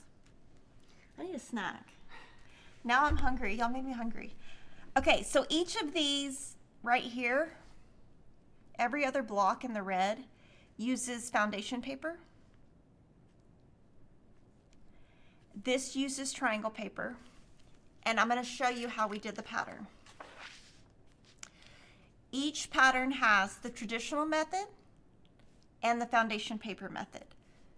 So when you look at it, you can either do the left side or the right side. So if you want to do foundation paper, we tell you how to do it. If you don't want to use foundation paper and you want to do the traditional method, this is how you do it. So this has a lot of options so that you don't have to buy the paper, but if you like the paper, you can buy the paper. Either way, we're going to have kits of this. The patterns and PDFs are available now. The kits will be available in April. Another new pattern is called Strippy Spools.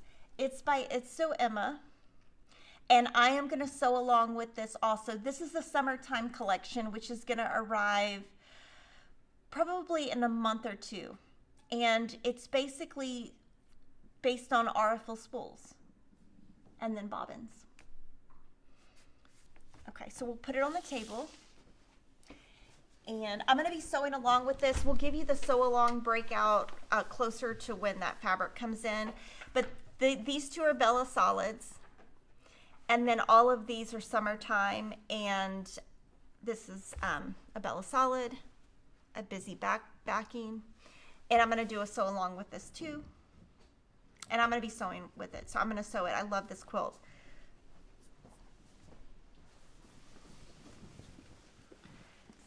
The next one I'm also sewing along with. See, I've been on the What's New page a little too much. So this is a pattern that we just released called All American. And we took the Star Spangled Collection by April Rosenthal. It's going to ship in April. And we're going to kit it up in April. But we got the sample done, so I wanted to show it to you. We'll show it to you again later. But each of them, it uses one fabric here, two fabrics here, and two fabrics here. Now, I saw this pattern on the What's New page, and I was like, oh my gosh, I got to make it. So we'll show it to you on the table, and I'll tell you what I did. I've already actually, well, I'm going to make it in Americana, let's say that, by Lori Holt. And I did a different fabric placement. So I will give you that probably April, May. Really fun. This is an easy pattern. There's 12 blocks on the front. When I make it, I'm going to make 13 because I'll put one on the back. And shout out to Lori who helped me color it. I colored it, and then I added an extra block here. Well, it's going to be this block, this size. And we'll give you a blog tutorial if you want to do that, but it's much later in the year because the fabric's not even out yet. And then this is so exciting. This is the first time we've been able to show you this. We've been working on this for probably 2 years. This is the Sweet Snips box set. We are pre-selling this. It's going to ship in April. We don't know how this is going to sell, so it's going to be limited. It might last a whole year. It might not. I don't know. So basically, it's our Sweet Snips, which we have used for years and years and years, but in a cute box. So you have the large, the medium, and then the small. And I'm going to show you a little trick.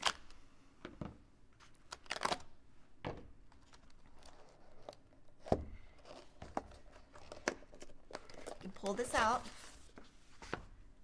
Double use. So you can either store your scissors in there and leave it like that, or you can take it with you, and this has like a magnetic closure. So you could use it for multi-purpose. Anyway, I'm very excited about this. We have worked forever to get this done. This was actually Doug Lico's idea, so thank you to Doug Lico for the idea. Okay, so now for the giveaway for this week, we are going to give away 4 boxes of the February Sew Sampler, which I gave you a sneak peek of about 30 minutes ago, and you have until March 6th, which is next Thursday, to enter. We'll pick winners on my birthday, which is March 7th. And what I want you to do is comment after the stream and let me know, like, from all the fabric designers that we're selling at Fat Quarter Shop, who's your favorite? Which one do you sew with the most? I love to see that. And make sure to check out our website on Monday for all the new moda, and make sure to remember there are links in the description box to everything I showed you. So if you ever need it, you can just click on the description box and you'll be able to find it right there. I hope all of you have a great week, and I'll see you in 2 weeks.